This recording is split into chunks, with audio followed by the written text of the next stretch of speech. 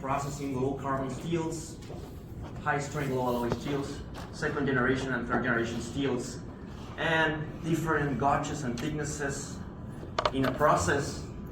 As we all are here interested in galvanizing, maybe the most important thing about galvanizing is this continuous. So if the welding process isn't controlled properly, then we are in a situation. And today, we are not really in an homogeneous spot of only processing or working with lasers in welding.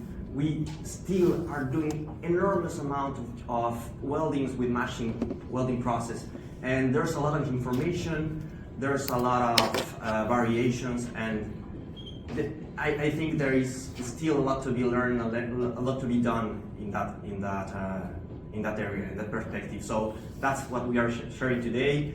We will be working on talking about the process in one of our galvanizing lines in Ternium, Mexico. We have 6 galvanizing lines and 2 galvan lines, and one of them, galvanizing line number 2 in Universidad, has an enormous scope of steels that are processed. We work with heavy gauge, with thick gauges from 3.5 millimeters through 0.3 millimeters, and we process hot rolled steel and cold rolled steel from different suppliers.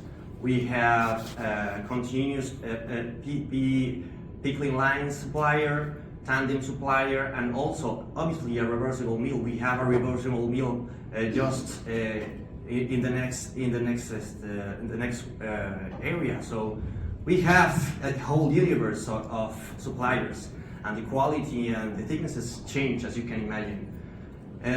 So, without further introduction, that's a challenge over there. That's a challenge which we had a struggle with situation, seeing spattering or explosion, as you might imagine, as you might happen to your companies as well when processing thick gauges with high strength low alloys. So what we will present and we will approach to you is a troubleshooting approach. How to see different processing perspectives in terms of current, in terms of overlap, in terms of pressure applied, and in terms of welding speed and welding electrode wheels. So that's our universe, what we are proposing, and how to make a simple troubleshooting approach just to make sure that we can have safe and sound weld. I don't know if that sounds something that we all want. So in terms of current, we know that we have like our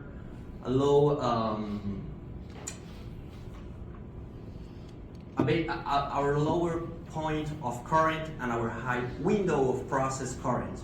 We have these gaps. And I would like to start by doing a definition of the lowest spec of current that we are aiming for in a welding process. So in a welding process, the lowest spec of current that needs to be applied is the one in which in a tensile test, in a tensile strength test, the failure or the fracture happens in the base metal. So if the fracture happens in the weld, I need to increase my current. So that's my basic approach or baseline.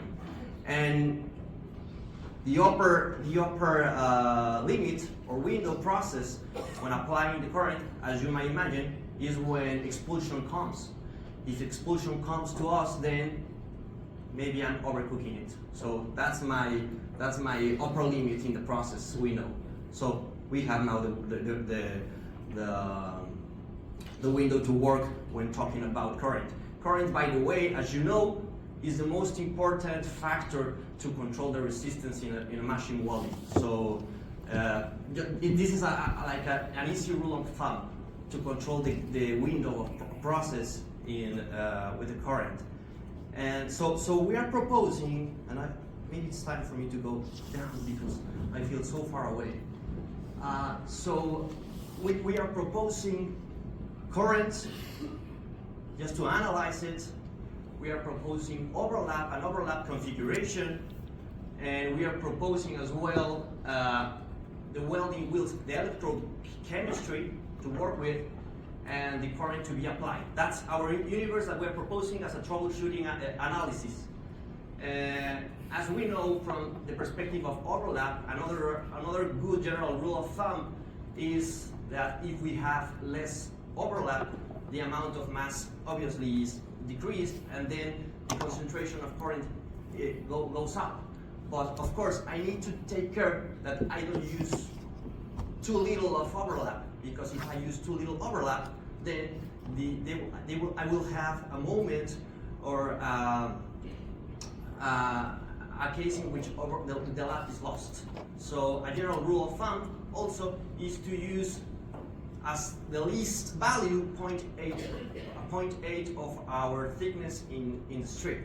So if I go down, maybe I will lose my lap. So that's a good general rule of thumb, as well as considering 1 or 2 times the configuration of lap from the thickness of the strip that I will be welding. So that's our approach. Of course, and again, we are doing a variation from the operator side, that is the initial welding process, and in the drive side, that is the end of the weld, I will increase my lap configuration because as the electrodes are passing by, then there is like a moment of force that is being applied, and it tends to open. So it's better for us, or safer for us, to work with higher configuration of lap in the drive side. And also, we were not discovering anything new. We used the historical data of the line. So we were not making huge changes just to see what we encounter. We used the recipes as we had, and then tweak a little bit just to see what we can improve.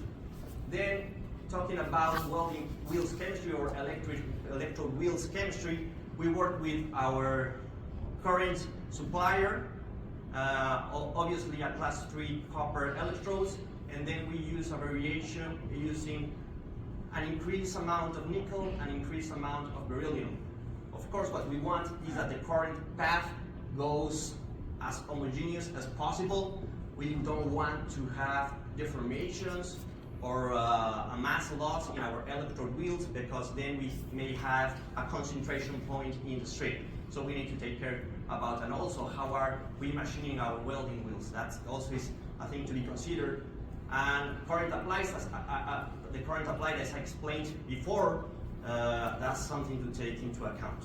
If I go too high, maybe I will see explosion in my welding process. If I go too low, maybe the failure will happen in the weld. So that's my situation that I will need to consider. So that's our basic approach, our troubleshooting approach. And this is our method, our design of experiments that we used. If you can see, we made 8 different samples, 8 different tests, changing in some cases the lap. In every case, we see that the drive side has a larger value in terms of the overlap, and we also use different welding wheels, the original set that has these characteristics. And then I only for convenience, I put plus beryllium, but you can see there is a change in nickel in the nominal composition as well as the beryllium content. And we also did a test increasing the current, just to see or to verify that the recipe was sound, taking into account the effect of the current. So that's the general perspective that we proposed. We took samples from center, edge, and edge. We machined it in sizes big enough just to have a good enough process in the mechanical test, and just to avoid any failure in a spot that there is what wasn't wanted. We cut it and machined it in our lab place, and we had everything tested by 3. We have 3 samples of everything just to verify that we don't have any weird cases or values that just put some noise in our investigation and our experimentation. So the results. The results are divided into three main categories. The first one is the process parameters, taking into account temperature, current, voltage, welding speed. The welding speed wasn't changed in our experimentation, and we also have an estimation of the heat input. So this is the first. I'm showing the first result, talking about process parameters. Then I will be showing the mechanical properties, and of course we will be closing with the microstructure, just to be sure that we have everything covered. So basically that's the troubleshooting approach, just to take into account the parameters, the process parameters, take into account the mechanical properties, and take into account obviously the microstructure, just to see that we have the formation of a nugget. So if we observe the results, we can see firstly the change in the current, that are these two values over here, and we can see as well an increase in the heat input, and we can see as well as we can expect an increase in the temperature. And we also can see some low values over here, low values in temperature that correspond right here as well, that correspond to the lab configuration on 1 millimeters in the operator side and 2 millimeters in the drive side. So without making any mechanical tests, we can see that something weird went off right there, with increasing the current as we can expect, and changing the lab configuration. We can imagine, without having the results of the mechanical properties, that something went off with that configuration of 1 millimeters and 2 millimeters. Maybe the lab got lost. Maybe the lab configuration was lower than the least configuration that needed to be done.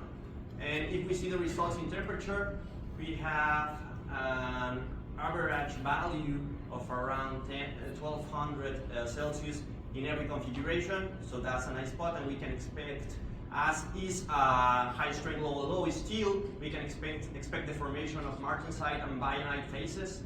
And also, just something that I forgot to mention, the main difference between mild steel or low carbon steel and high strength low alloy steel is the amount of resistivity that happens in the process.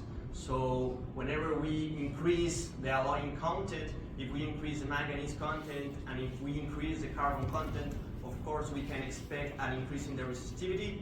So the current needed to be applied needs to be adjusted. So that's to be taken into account.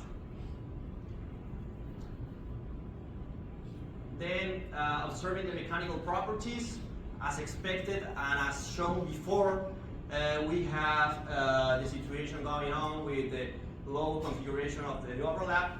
In green we see the elongation values, and in blue and in red we see the yield strength and the ultimate tension strength.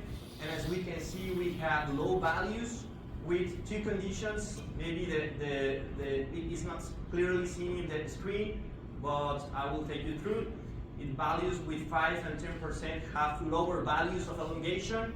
So let's imagine a continuous galvanizing line that goes through different deflector rolls, a skin patching tension leveler. Of course, there's a lot of tension accumulations. So I would expect and I would hope to have better performance with higher elongation, just to avoid a fracture. Of course, avoid a fracture in the furnace. And also I see low values in the low configuration of overlap. So then again, the mechanical results show us that we have something going on as expected in the process parameters values and results. And we don't see huge variations in the yield strength and the ultimate tensile strength. Only we see some lower values with those configurations told before. This graph right here, I believe that gives us a more accurate perspective, because what we want is not only high strength, is not only high elongation, but a good relationship between both values. We want high resistance and good elongation performance. So in that way, and if we make a comparison with the base metal, we see two values that go with a good general performance. The welding wheels with an overlap configuration of 3 and 4 millimeters, and the alloys welding wheels with a configuration of 2 and 3 millimeters, operator side and drive side.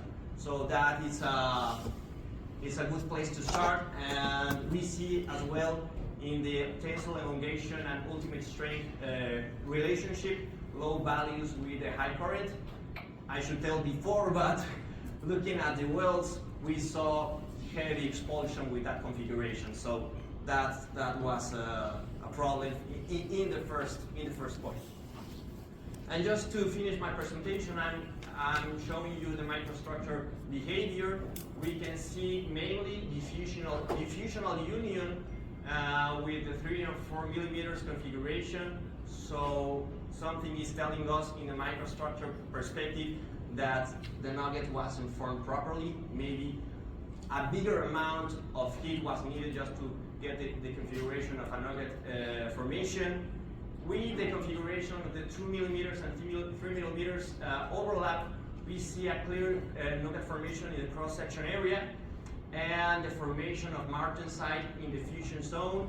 In the first one, we see martensite and we see polygonal ferrite. So maybe, as I told you before, a lack of fusion going on there. And with the process with 5 and 10% increase in current, we see expulsion, and we see with an evidence in the fusion zone with a crack.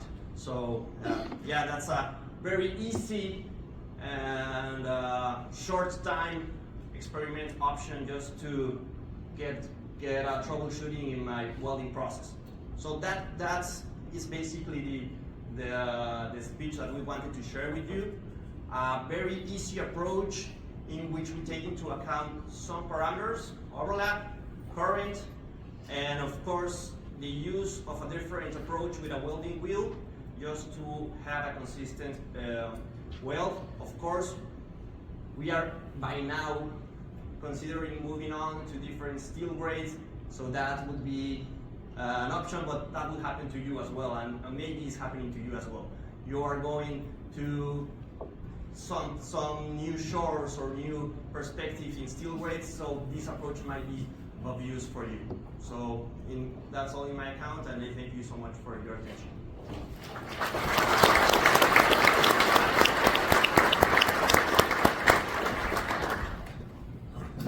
Any questions?